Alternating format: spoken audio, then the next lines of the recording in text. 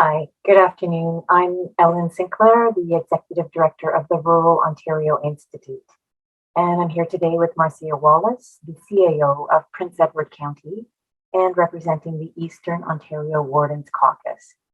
And we're both pleased to be here at the Roma conference. And we thank the conference organizers and Roma for giving us this opportunity to share quite an exciting project with you all.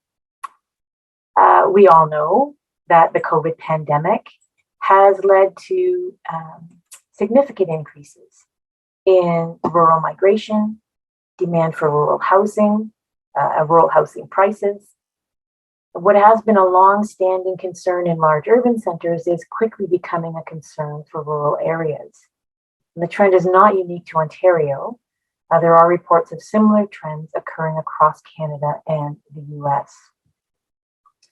One of the elements leading to housing concerns is a lack of data that municipalities, developers, not-for-profit housing organizations, and others can use to plan efficiently for the increasing housing demands in their communities. The Eastern Ontario Wardens Caucus, ROI, and IT firm Itergy have collaborated to build a streamlined digital tool that will fill in the housing information gap.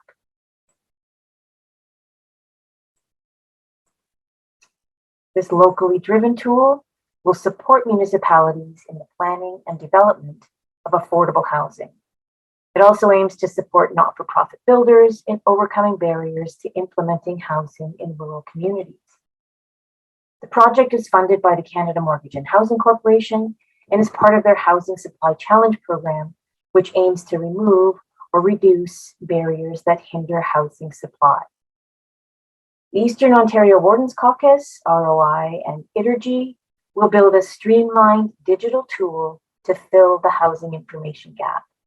And we'll build it by consolidating the information that is already available through Eastern Ontario municipalities' existing resources. By having a consolidated effort for data acquisition, we can implement a streamlined approach to enhance the data collected by CMHC through the central digital tool.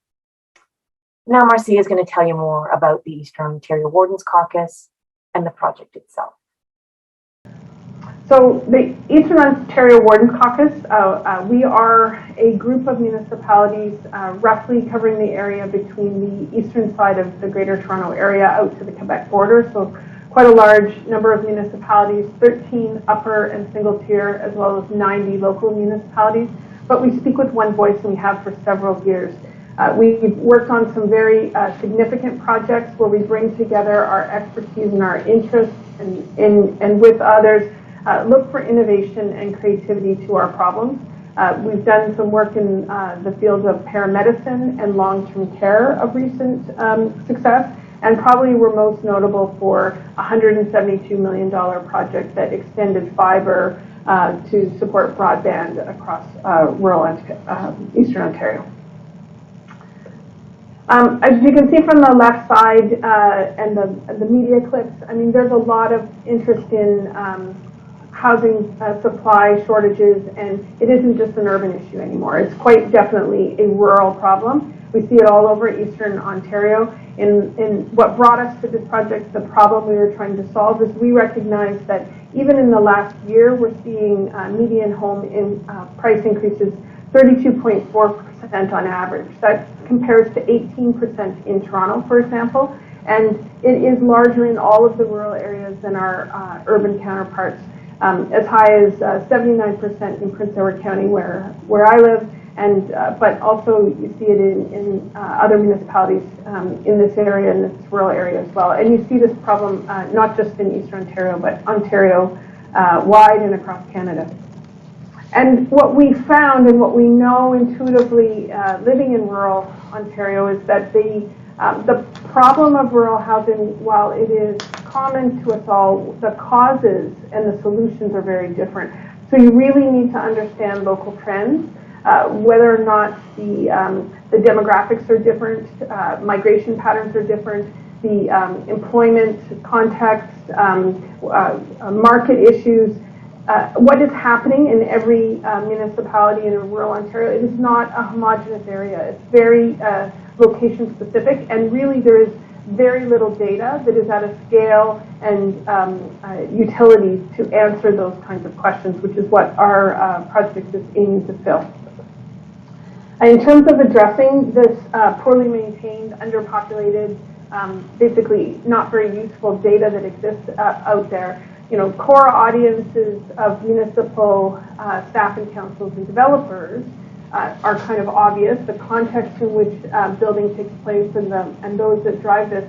But there are other parties that are interested in the space of housing and housing supply, and will all pull together and have a role in seeing more of this happen across rural communities. So we see this entire group of actors as being relevant users of the data that we're pulling together. I did a number of data points that we saw most frequently mentioned. Now, this is not an exhaustive list, but more illustrative. Gives you a sense of the kinds of information that we found would be most useful in terms of the information gap that was difficult. And keep in mind, this data exists, but not at the right scale, not at a comparative level, and not at a way that can actually help you decide what to do in a particular rural community. Then we took that data and organized it around data set themes, if you will, in terms of how to structure this information for the user. So, for example, and these are just illustrative, but the far left in demographics, we know that builders and realtors would value understanding what a resident can actually afford, and that's different in Kawartha Lakes than it is in Owen Sound. So how do you figure out what that would look like? Using automatic data coming from StatsCan or Canadian Revenue Agency in the intermediate years between census can help create baseline data around what people's ability to pay might be. Whereas, by contrast, take the middle column in yellow there, looking at housing supply and development trends, developers and builders are always looking for the niche that they're going to fill, the market need. And so understanding what is the housing stock that is built today, that is difficult to find in a rural context. It's not documented well, but it could be obtained by pulling data automated from MPAC, where we know that building permits by unit type are stored in most municipalities in Ontario, for example, rely on that as a source. So trying to match the automated data set to the information that is relevant.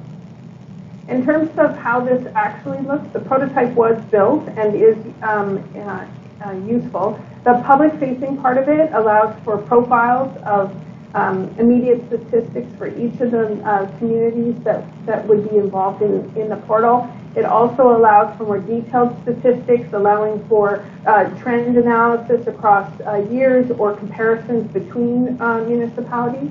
The back end includes an administration portal that allows you to upload data automatically or manually with spreadsheets. This is also how we'd be able to control user access, which will be important in terms of our sustainability model. Thank you, Marcia. ROI has extensive experience with data collection and integration for rural areas, developing evidence-based policy and communicating data to local decision makers. We have a number of significant collaborative projects in our resume. We see this project as having good scalability potential, and ROI is well positioned to facilitate partnerships throughout the province, indeed throughout the country. The project's tech partner is Itergy. This is a consulting firm that works with a wide range of businesses from mid-size to large corporations. And it's Itergy's technical expertise. It has been invaluable during the developmental stages of the project. Our project team will be in place by the end of January, early February, and they will be working at full speed to ramp up the project, engage with municipalities, user groups, stakeholders throughout Eastern Ontario. So I'd like to invite you to reach out to us for more information and to learn more about how your municipality, your organization can get involved and benefit from this database project. In closing, I'd like to thank the Canada Mortgage and Housing Corporation for recognizing the value of this housing information initiative and for supporting the project. Eastern Ontario communities will be well served by this project, and it will go a long way to ameliorating some of the housing availability concerns being experienced in our region. Thank you for your time. Once again, on behalf of Marcia, the Eastern Ontario Wardens Caucus, and Rural Ontario Institute, we thank Roma and the conference organizers for providing this opportunity for us to share this information with you. Thank you.